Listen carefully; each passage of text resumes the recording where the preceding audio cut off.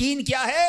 محبت الہی میں غرق ہو جانا اور اپنے آپ کی اصلاح میں لگ جانا یقین ہے۔ اے دور حاضر کی تہذیب کے دیوانوں، بے یقینی جو ہے وہ غلامی سے بھی بری چیز ہے۔ آج بے یقینی کی فضا کیسی ہے؟ یقین ہی نہیں ہے کسی کو، تذبذب، ٹینشن، اللہ پر، دین پر، اپنے دنیا کے معاملات پر یقین ہی نہیں ہے کسی کو، ہر وقت فکروں میں گھرا ہوا ہے۔ اے میرے پیارے اسلامی بھائیوں، آج غربت عام ہے، مشکلات ہیں، ہر دوسرا آدمی مشکلات میں پھنسا ہوا ہے، لڑائی جھگڑے ہیں، نا اتفاقی ہے، دنیا میں کئی جگہ تو مسلمان بیچارے ظلم و ستم کا شکار ہیں۔ اللہ پاک ان کی غیب سے مدد فرمائے۔ الحمدللہ مسلمانوں نے تاریخ میں شاندار کارنامے سر انجام دیے ہیں، اللہ کریم نے مسلمانوں کو بڑی شان و شوکت سے نوازا ہے، مگر اب حالات کسی اور طرح کے چل رہے ہیں۔ کبھی غور کیا اس کی وجہ کیا ہے؟ اس پر تجزیہ کیا جائے تو ایک بڑی وجہ سامنے یہ آتی ہے کہ مسلمانوں میں بے یقینی بڑھا دی گئی ہے۔ پیارے آقا مکی مدنی مصطفیٰ صلی اللہ تعالی علیہ وسلم کا ذرا فرمان سنیے۔ مشہور صحابی حضرت ابو ہریرہ رضی اللہ تعالیٰ عنہ اس حدیث کے راوی ہیں، رسول ذیشان مکی مدنی سلطان صلی اللہ تعالیٰ علیہ وسلم نے فرمایا، ما اخاف علی امتی الا ضعف الیقین۔ آقا فرماتے مجھے اپنی امت پر خوف نہیں ہے مگر یقین کی کمزوری کا، یعنی اور کوئی خوف نہیں ہے۔ یہ امت ایسا نہیں ہوگا کہ شرک میں مبتلا ہو جائے گی، فرمایا میری امت اللہ پاک کا انکار نہیں کرے گی، ہاں میری امت کو جو بڑا مسئلہ درپیش ہوگا ان کا یقین کمزور ہو جائے گا، ان کا بھروسہ کمزور ہو جائے گا۔ ایک اور حدیث پاک سنیے، آقا فرماتے ہیں نجا اول هذه الامه بالیقین والزہد، اس امت کے پہلے لوگ یقین اور دنیا سے بے رغبتی کے ذریعے نجات پا گئے، ویہلک آخر هذه الامه بالبخل والعمل، اور اس امت کے جو آخری لوگ ہوں گے کنجوسی اور لمبی امیدوں کے سبب ہلاک ہو گئے۔ پہلے والے یقین کی وجہ سے کامیاب ہو گئے۔ کیسا یقین تھا؟ 313 تھے نا، مگر بھروسہ رب پر کیسا تھا کہ فرشتوں کی فوج مدد کے لیے آ جاتی ہے۔ اور بعد والے فرمایا کنجوسی ہوگی، لمبی امیدیں ہوں گی۔ کنجوسی کیوں ہوتی ہے؟ مال خرچ کروں گا ختم ہو جائے گا، یقین نہیں ہے نا، یہ پیسے چلے جائیں گے، زکوٰۃ نہیں دیتے لوگ، اللہ کی راہ میں خرچ نہیں کر رہے، لمبی امیدیں بنائی، یقین نہیں ہے۔ کاش یہ بات سمجھ آ جائے کہ میرے اور آپ کے نصیب میں جو رزق لکھا ہے وہ لکھا ہوا ہے، وہ ہمیں مل کر رہے گا، مگر اسی کی ٹینشن میں زندگی گزر رہی ہے۔ بے یقینی کی کچھ مثالیں میں آپ کو سمجھاتا ہوں۔ ابھی تک شاید کچھ لوگ کہہ رہے ہوں گے یار یہ بات تو ٹھیک کر رہے ہیں، بے یقینی ہونی نہیں چاہیے، مگر ہمیں تو بے یقینی نہیں ہے۔ اب میں کچھ ایگزامپل کے ذریعے سمجھاتا ہوں۔ ہم مانتے تو ہیں اللہ پاک رزق دینے والا ہے، ٹھیک ہے، پھر بھی مال کے پیچھے مارے پھرتے ہیں۔ کوئی لندن پیرس کے خواب دیکھ رہا ہے، کشتیوں کے اندر بیٹھ کر، پچھلے دنوں واقعات ہوئے نا، پیسے دے کر وہ ڈنکی لگا کر جاتے ہیں، کوئی راستے میں مر جاتا ہے، کوئی کشتی میں بیچارے ڈوب گئے۔ کیوں؟ یقین نہیں ہے ادھر پیسے نہیں ملیں گے، ادھر پیسے ملیں گے، کسی طرح ادھر چلا جاؤں یا مر جاؤں گا بھوکا۔ ذرا غور کیجئے، اے میرے پیارے اسلام بھائی، کو سود کا کام کرتا ہے، کیوں کرتا ہے سود کا کام؟ یقین نہیں ہے نا کہ حلال کماؤں گا تو پیچھے رہ جاؤں گا۔ ملاوٹ، رشوت، ڈاکہ، چوری، اگر ان تمام غلط کاموں کے پیچھے آپ دیکھیں تو یقین نہیں ہوتا کہ یار ملاوٹ نہیں کروں گا تو مال نہیں بکے گا، پیسے والا کیسے بنوں گا، غریب ہی رہ جاؤں گا۔ یقین ختم ہو گیا ہے، جس کی وجہ سے ہر دوسرے آدمی کو جناب غلط کام کرنا ہے۔ آگے چلیے، ہم مانتے ہیں نماز دنیا بھی سنوار دیتی ہے، آخرت بھی سنوار دیتی ہے، سنتے بھی ہیں بولتے بھی ہیں، مگر نماز پر دنیا کو ترجیح دیتے ہیں۔ یار نماز پڑھوں گا تو کاروبار پہ، دکان پہ کون بیٹھے گا؟ نماز پتہ ہے آخرت اور دنیا سنوار دے گی، یقین نہیں ہے۔ اسی طرح ہم مانتے ہیں کہ مسلمان کی ترقی قرآن پر عمل کرنے میں ہے، مگر نہ قرآن خود پڑھتے ہیں نہ اپنے بچوں کو پڑھاتے ہیں۔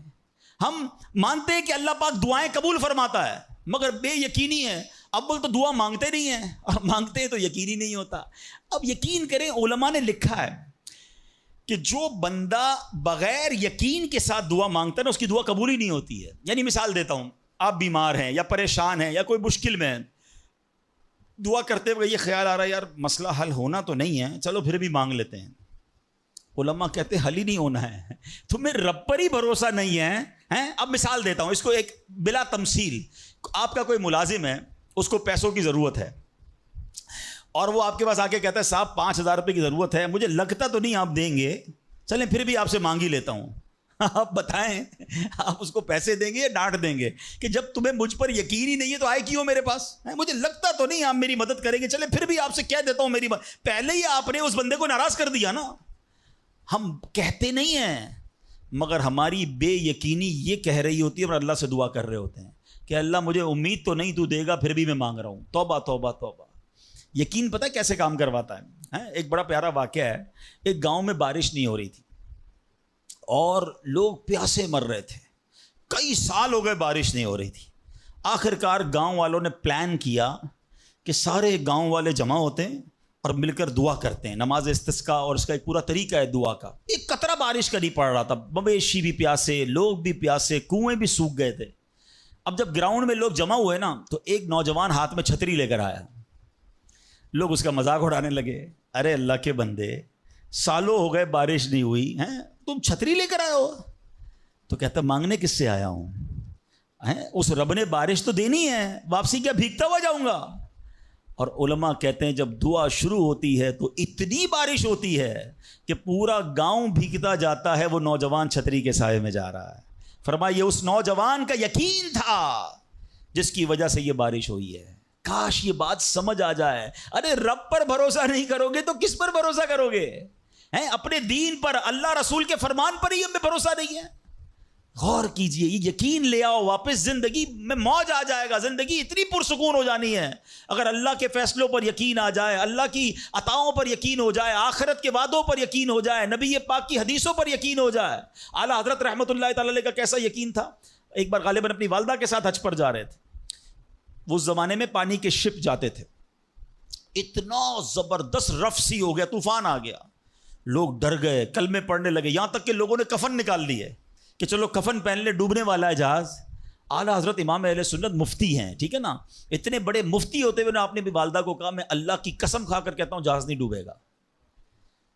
تھوڑی دیر ہوئی تو ایسا ہی ہوا, جہاز کو کام ڈاؤن ہو گیا, سب خیر سے پہنچ گیا. تو ماں نے کہا بیٹا اتنی بڑی قسم کیسے کھا لی تم نے؟ کہ میں نے نبی پاک علیہ الصلوۃ والسلام کا فرمان سنا ہے, جو کشتی میں بیٹھ کر یہ دعا پڑھ لے, بسم اللہ مجریہا و مرساہا ان ربی لغفور الرحیم, وہ کشتی نہیں ڈوبے گی. میں اللہ کی قسم کھا کے کہتا ہوں کہ میرے نبی نے فرمایا نا, وہ یقین تھا. ہم کتنی بار دعا پڑھتے ہیں مگر دعا پڑھ کے بھی کہتے ہیں پتہ نہیں قبول ہوگی نہیں ہوگی, پڑھ لیتے ہیں. یہ والی چیز نکال دیں. وظیفے ہمارے کیوں نہیں لگتے؟ لوگ کہتے ہیں وظیفہ پڑھ رہا ہوں مسئلہ حل نہیں ہو رہا, تعویذ لیا پھر بھی مسئلہ. تعویذ پہنتے وقت بھی خیال ہی ہوتا ہے چلو یار پہن لیتے ہیں, پتہ نہیں ہونا ہے نہیں ہو تو کچھ نہیں ہونا. وظیفہ پڑھ لیں اور کہہ رہے پتہ نہیں ہوتا. پہلے یقین لائیں. اچھا ڈاکٹر بھی یہی کہتے ہیں, یہ صرف اب یہ وظائف اور ان چیزوں میں نہیں, آپ اگر ڈاکٹر پر بھی یقین نہ رکھیں نا کہ یار اس کی دوائی پتہ نہیں کام کرتی ہے نہیں کرتی, کیونکہ بہت ساری چیزوں کے پیچھے یقین, ول پاور. بڑا خوبصورت جملہ میں نے کتاب میں پڑھا تھا کہ جو لوگ کہتے ہیں یہ ہو جائے گا ان سے ہو جاتا ہے, جو لوگ کہتے ہیں یہ نہیں ہوگا ان سے نہیں ہوتا ہے. کاش یہ بات سمجھ آ جائے آپ کو. ہو جائے گا, اب کر لو گے. بڑے بڑے کام لوگ کر جاتے ہیں, میں کر لوں گا انشاءاللہ, پتہ نہیں ہوگا نہیں ہوگا, ٹرائی کر لیتا ہوں, پہلے ہی سمجھ لو نہیں ہوگا.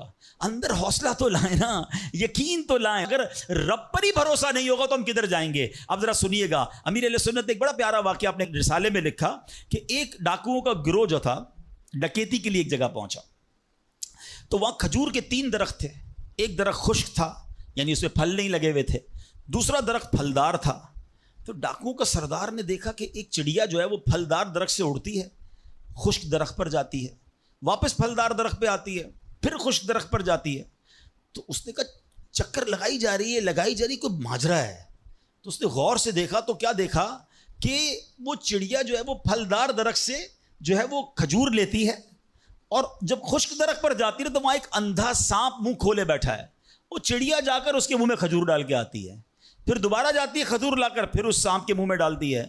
وہ جب ڈاکوؤں نے دیکھا تو وہ تو حیران ہو گیا, رونے لگ گیا کہ اے اللہ پاک, یہ وہ جانور ہے سانپ جس کو مارنے کا حکم تیرے پیارے حبیب علیہ الصلوۃ والسلام نے دیا ہے, کیونکہ یہ مسلمانوں کو تکلیف پہنچاتا ہے. مگر تو نے جب اس کی آنکھیں لی تو اس کے رزق کا انتظام کر دیا, اور ایک چڑیا کی ڈیوٹی لگا دی کہ وہ جا کر اس کو کھانا پہنچائے. تو میں تو اشرف المخلوقات ہوں, میں تیرے بندوں کو لوٹ رہا ہوں, اے اللہ تو میری توبہ قبول فرما, میں آئندہ ایسا نہیں کروں گا. یہ رونے لگا. اب یہ سوچ رہا ہے سبحان اللہ. تو اللہ اکبر, غیب سے آواز آئی کہ اے فلاں میری توبہ کا دروازہ کھلا ہوا ہے.